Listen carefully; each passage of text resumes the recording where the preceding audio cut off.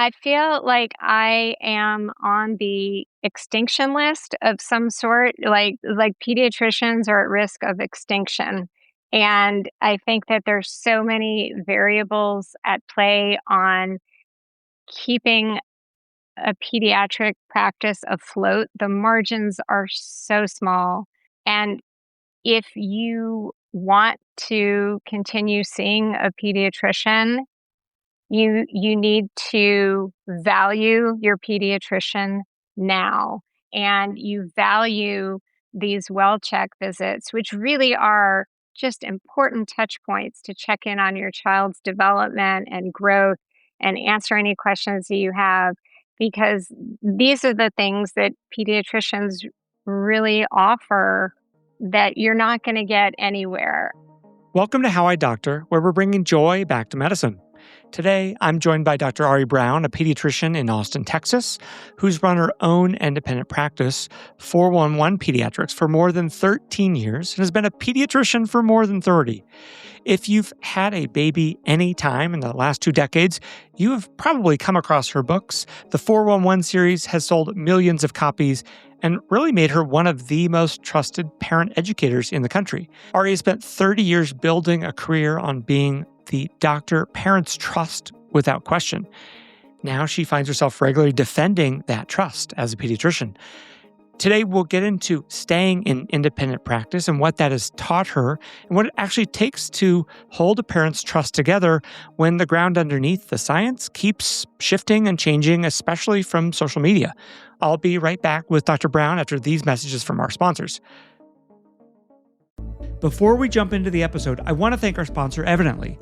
Evidently is the clinical data intelligence platform built to help physicians harness the ocean of patient data they're drowning in every day. From chart summarization to AI-assisted note drafting and denial appeal support, Evidently makes sure the right data shows up at the right time. Physicians using Evidently report spending less time hunting through charts and more time focusing on patient care. That's why they've become a trusted partner to health systems looking to improve documentation, quality, and revenue sustainability. The company is led by providers and AI researchers that are dedicated to reducing documentation burden and helping clinicians practice at the top of their license. If you want to see what Evidently can do for your hospital or your practice, reach out today at www.evidently.com. Now, let's get into today's episode. The next generation of physician innovators are already thinking hard about AI in clinical practice. Off-Call teamed up with MD+, a nonprofit community of physicians and med students across the country, to write the guide I wish existed when I started trying to make sense of all of this. It's called The Physician's Guide to AI, a practical primer across specialties. 9 specialties, 40 plus physicians, and it's completely free. Search for it now in the Kindle store or visit offcall.com. Dr. Ari Brown, welcome to How I Doctor. Thank you so much for having me. It's really a pleasure. I don't think anything has changed with the way I read journal articles, evaluate evidence, read studies, learn new practices of emergency medicine or pediatrics. And yet it does feel like the expectations, the rules from patients or society have kind of changed around us a little bit. First thing I'll say is I'm so glad people care about their health. Like, this feels like a new era where people want to exercise and people look at labels and they want to eat better. Like, this is amazing. They're asking questions. Yes. Yeah.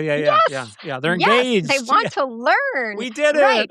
And exactly. So what a win. But I feel like there are these other dark forces that I think are based on, unfortunately, other motivations, which tend to be financial, that are really portraying doctors as people who are just trying to write prescriptions and make money. And that couldn't be any further from the truth.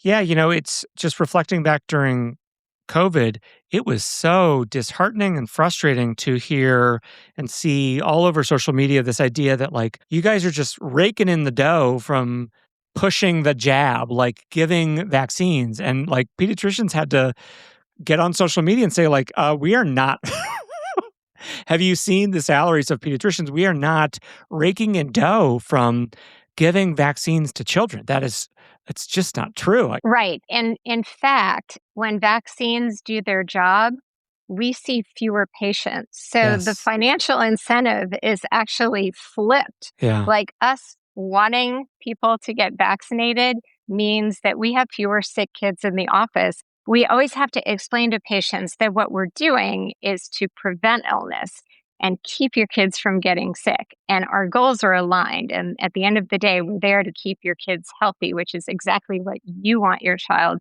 to do. So it takes a lot of grit and determination to keep walking back into the office every day and being there on social media, which more and more of my colleagues are doing. And I couldn't be prouder. So many of us have realized that the place that people get their medical information, for better, for worse, is online. So Totally. we need to be there. We need to be there. It almost reminded me of, I'll be 46, but I have never seen like a strep pneumonia meningitis neonate in my career. I've been an ER doctor almost 20 years. And I mean, I remember hearing stories from my pediatric ER attendings of all these kids that would come in overnight with these bulging fontanelles and they're altered and febrile, and just how traumatizing and terrible that was for the doctor, the nurse, obviously the child and the parents and the family. And I have never seen that because of vaccines. RSV may make it so that like med students in 5 years have almost never seen RSV. Just it's hard for me to even imagine a world like that, and what an incredible power that is for us to reduce the likelihood of that illness, and then to then be attacked or questioned for should we be trying to prevent this. That's where it feels like just such a major disconnect. I would say vaccines are victims of their own success, right? So Totally. people don't see the diseases, so they're unfamiliar with them. And so then they start to fear, what are the adverse reactions? Could this happen to my child? Versus actual real diseases that they do not understand. In Yeah. fact, I actually did see a measles case, which is hard to believe. And this was back when I was in medical school, but I saw a case of measles. I have seen chickenpox. I've watched chickenpox go away Yeah. because the vaccine came out in 95. Yeah, I'm 1980, so I think I was like the last generation that had like I have one chickenpox scar on my back, and then I think my brother, who's 4 years younger, had it, and then I think he and I are like the last kind of group that grew up as like this was a thing Right. too. And so what's really interesting now is our patients' parents. So my, babies that are being born now, their parents, like they're born in 95. And It's they never, crazy.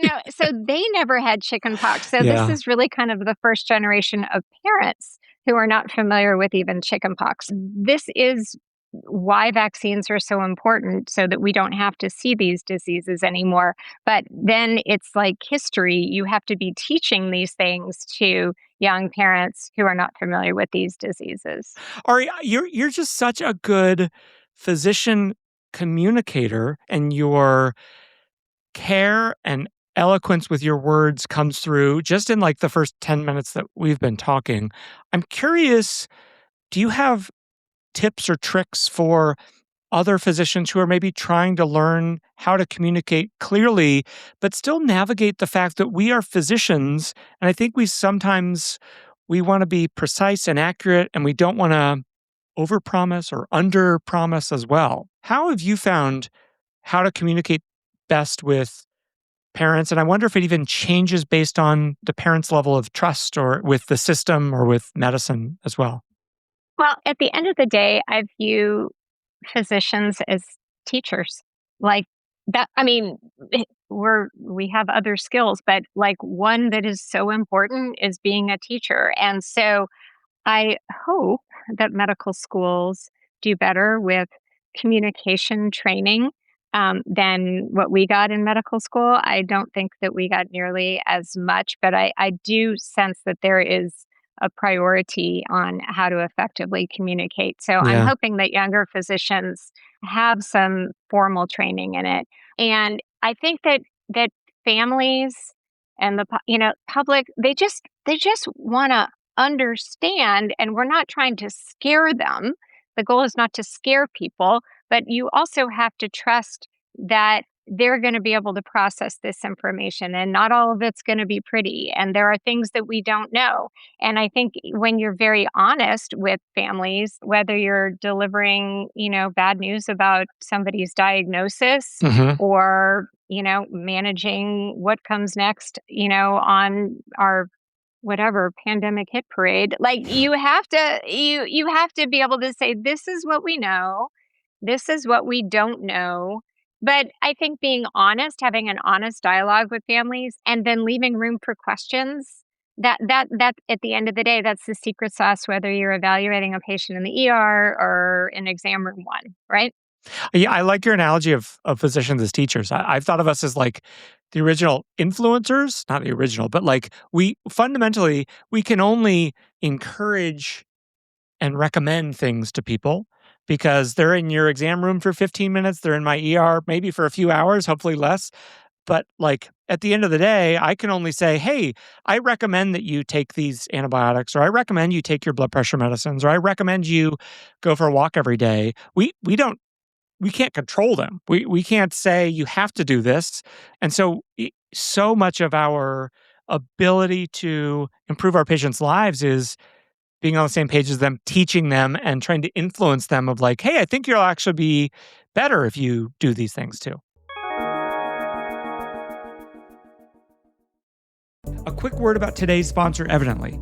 Their platform turns an ocean of fragmented clinical data into concise, actionable insights. Chart summaries, note drafting, denial appeal support, HCC capture, so you spend time caring, not chasing. A transplant surgeon at a large academic medical center recently took transplant referral review from 2 hours to 20 minutes with AI-assisted chart review from Evidently. Physicians deserve workflows that improve accuracy, reduce exhausting chart biopsy, and help us practice at the top of our license. If you want to see how this might work in your hospital or your department, go to evidently.com. That's evidently.com to get started today. You've written Baby 411. I think it's in like its 11th edition now. Yep. What's the biggest thing that you maybe decided to change or revise over time? Or is there something that was a common like catchphrase that you used with patients early in your practice that now you're like, yeah, it just doesn't land as well? I try to be kind of culturally sensitive every time I go back and edit these books. And you're right that some things are just not funny anymore because I realize, Yeah, oh, this joke is not going to land because they don't even know what this TV show is anymore. totally. We're going to have Yeah. to change that. But then I have to update, and I have 3 books, and we updated all of them this past year with the third one just coming out, expecting 411. But we update the titles regularly because science evolves Yeah. and policy statements evolve. And so things have changed. And so when I wrote the first edition of Baby 411, I was still telling people to wait on peanuts and eggs to introduce them to reduce the risk of allergies. And it turns out the opposite turned out to be true. And boy, I had to put a big red X on that chapter and Yeah. start from scratch. So we definitely learn new things. And I think that's one of the, I don't know, challenges of medicine, but also challenges of writing these books is I go back to the drawing board every time and go, wow, this policy has changed, or there's a new study that I think is really interesting that I think families should know about. So I love that about. I mean, it's kind of a crazy thing that I've ended up doing. I wish I could just write a book that's evergreen that Yeah. doesn't, change. But it's turned out to be a pretty amazing career experience because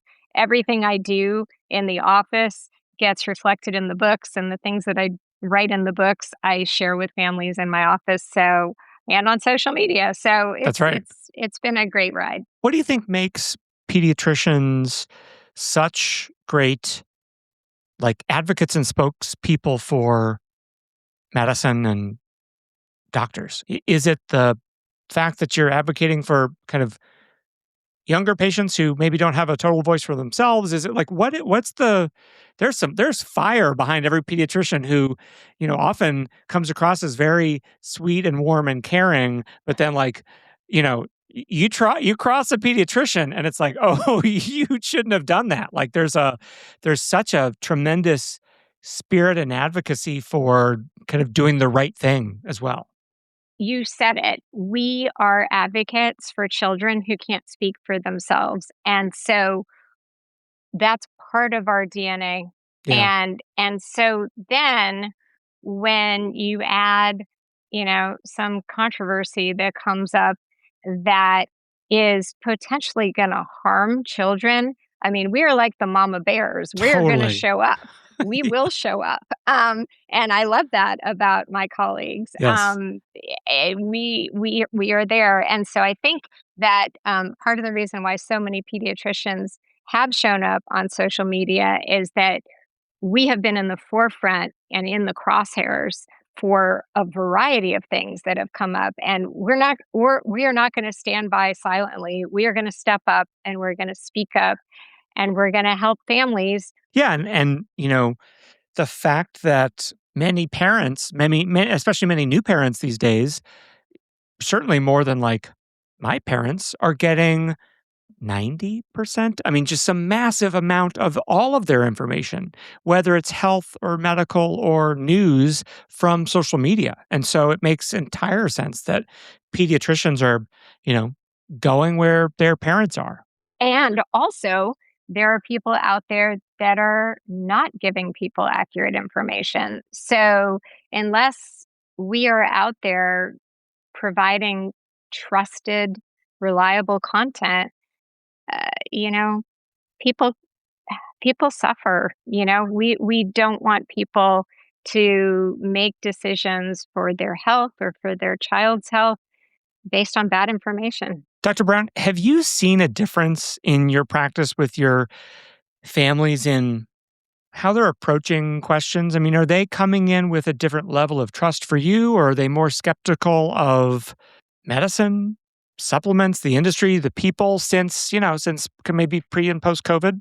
Yeah, I mean, there's definitely a different mindset. I have to say, I love my patients. I'm so lucky. I have the best families, like really. And the relationships that I have with them are that's the best part of my job is the relationships that I have and being a part of their families grow. And part of that is not just the child growing, but the parents growing too.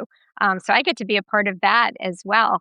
And so I am their trusted source. And so that has not changed at all. But what has changed is they have so many questions with things that are swirling around that they come to me to say, okay, what's legit and what's not legit. And I think that that has changed in the past several years is just the sheer number of questions and amount of inaccurate information that they're being exposed to. Yeah, I see it in the ER and in social media where I think the fact that patients now have kind of direct, immediate access to their records has made a bit of a shift as well, at least on the adult side. The example I give is like we used to see mildly abnormal lab values and mostly just ignore them because we knew they were noise. So a potassium of 3.4, I'm not going to go into the patient's room and say, oh my God, your potassium is low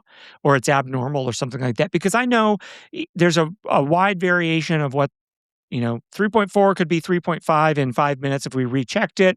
Or if you eat a banana, it's going to go up to 3.5. And so clinically, it's meaningless.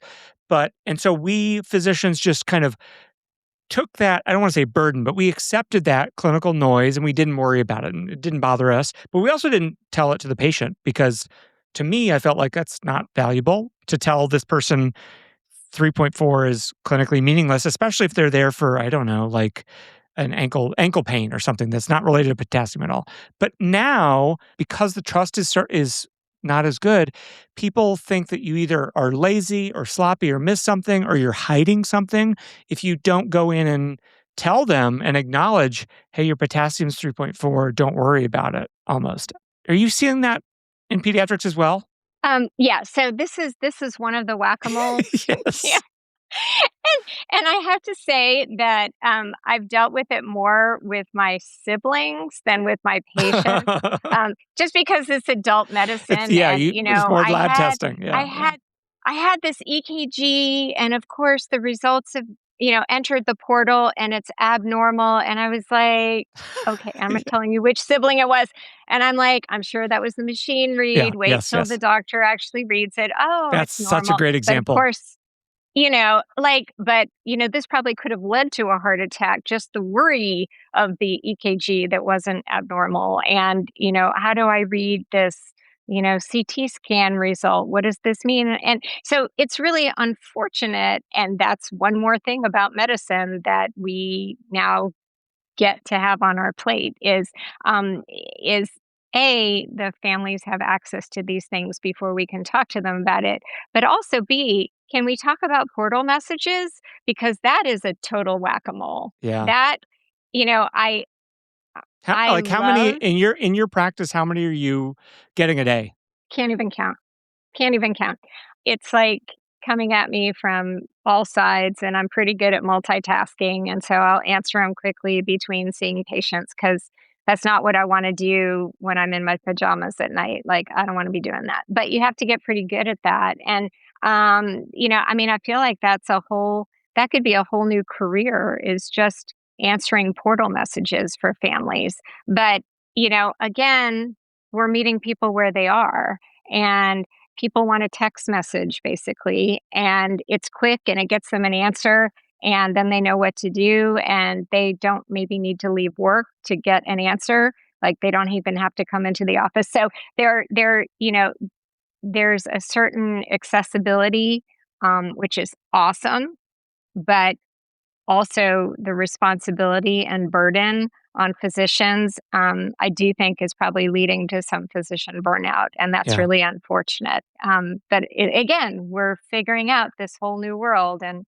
we're still doing what we're doing. We're just doing it in a different way. It is to your very first point, it is like a Goldilocks problem where it's like, "Yes, I love that you're interested in your health, and you're looking at your CAT scan, and you're looking at your EKG, and you're interested, and, that's awesome."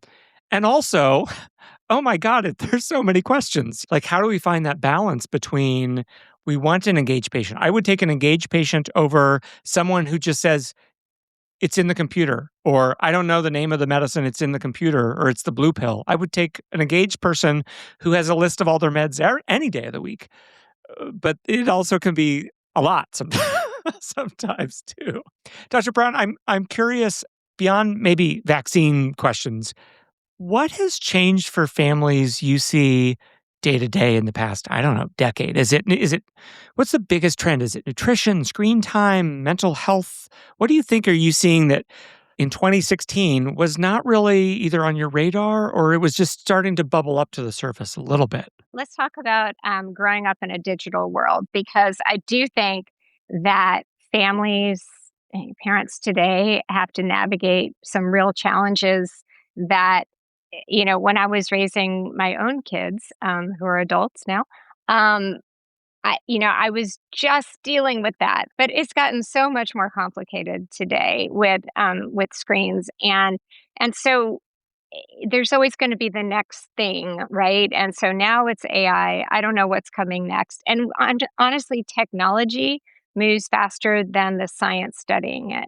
And so as pediatricians, we're trying to offer kind of concrete tools for families to manage, the big elephant in the room, which is, how much time everybody is spending on screens and what they're doing, so it's not just time anymore, it's what you're doing on those screens. So those two are equally important. And so I actually have been involved over the years with the Council on Communications and Media through the AAP, and we've written several policy statements over the years about how to manage screens. And I think the most pivotal thing or the most useful thing I can tell people is this: view the digital world like any other environment that your kids are being exposed to. Hmm. So you won't send your kid over to another person's house that you don't know. You want to know who their friends are, and you won't send them out into a neighborhood that they've never been to go roam the streets by themselves. And so this is just the digital Yeah, world, that's a great right? It's analogy. the Yeah. same. You want to know where your kids are going and what they're doing and who they're doing it with, Yeah. right? And that's it. That's the ground rules. And the more involved you are in participating in those experiences, the more valuable those experiences are. And then the final thing is teaching your kid to be a good digital citizen. And you don't say anything online that you wouldn't say to somebody's face. These are all parts of being a good person, right? So, we're trying to create tools for families because I do think that's a big challenge that parents face today.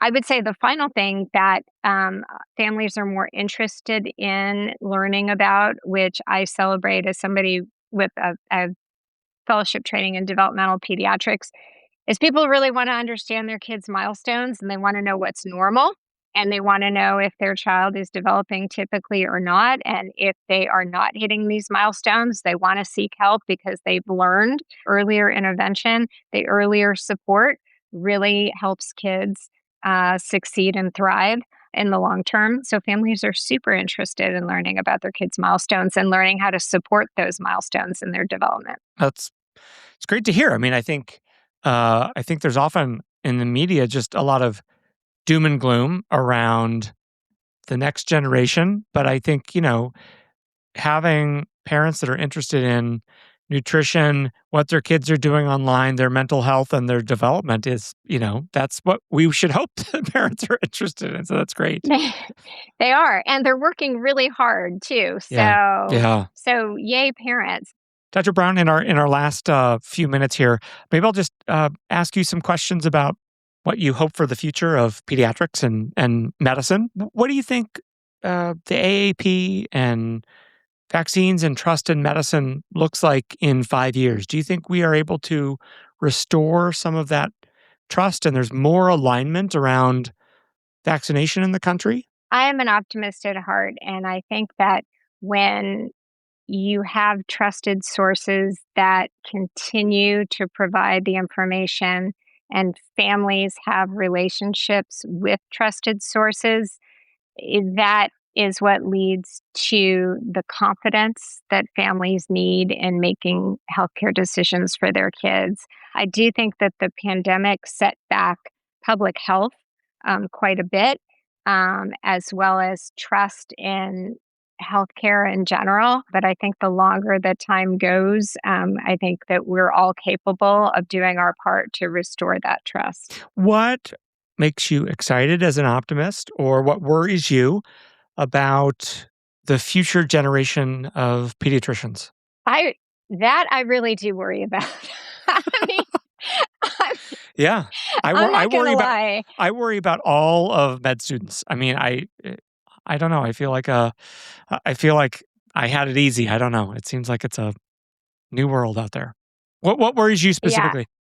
I feel like I am on the extinction list of some sort. Like pediatricians are at risk of extinction, and I think that there's so many variables at play on keeping a pediatric practice afloat. The margins are so small, so small. And if you want to continue seeing a pediatrician, you need to value your pediatrician now, and you value these well check visits, which really are just important touch points to check in on your child's development and growth and answer any questions that you have, because these are the things that pediatricians really offer that you're not going to get anywhere. Our training is specialized,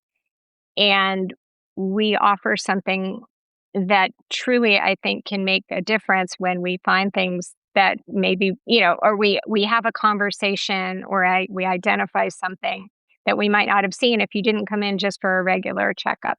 And that what we do is really valuable. So I am concerned about what the business model of pediatrics will look like if those things don't align. I mean, the best way to have healthy adults is to have healthy children, and the best way to have healthy children is to have great pediatricians.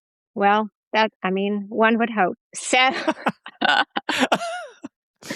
I mean, I always give shout outs on this program to primary care because I think primary care is one of the most challenging specialties. And then, at least the way I view pediatrics is like the how challenging it is to see so many variations of normal throughout a pediatrics day of like well visits and kids and even sick visits with kids. And then like the profound ability of a pediatrician to just have in their spidey sense, like, no, something's different here. Something's not right with this fever or this development delay or this, it's not even a delay yet, but I have a suspicion there's something else going on here. To see 99 normals and then to pick up the one that you might see in a week. Like you might see one person that's like, I think this kid is the one that needs to go to the ER. It's so hard. I do not think people really appreciate how hard and how important it is to have good pediatricians in this world. well, thank you. I appreciate that. I had a pediatric attending once he gave us a lecture called "Ain't It Scary Being on the Front Line?" And it's true. I mean, it Yes. is true. We are the front line, and so it's on us to tease through. And you're right, kind of identify people that maybe this is something we need to check into further. The good news is Yeah. it doesn't happen Yeah. very often. That's what I love about my job. In fact, most of the time I do That's nothing right. and the child gets better. Best job ever. I love telling people your kid is okay and they are not very sick. Love my job. But yeah, every once in a while we do have something, and that's why you really want to have somebody who has that experience and training. I'm not discounting the value of other healthcare providers, but there is a difference when you have a board certified pediatrician. Our Yeah. level of training and the rigor and the amount of training that we get is is not equaled by other training. Well, Dr. Brown, this has been such a pleasure. Thank you so much for being here today. Thank you so much. It's been really fun. Ari, where can people find your books and more about you? So you can always find me at Ari Brown MD online, and you can find my books everywhere where books are sold. So Baby 411, Toddler 411, Expecting 411. And congrats on Expecting 411. Thank you. Appreciate it. Thanks for joining me today. For interviews with physicians creating meaningful change, check out offcall.com/podcast. You can find How I Doctor on Apple, Spotify, or wherever you listen to podcasts. We'll have new episodes weekly. This has been and continues to be Dr. Graham Walker. Stay well, stay inspired, and practice with purpose.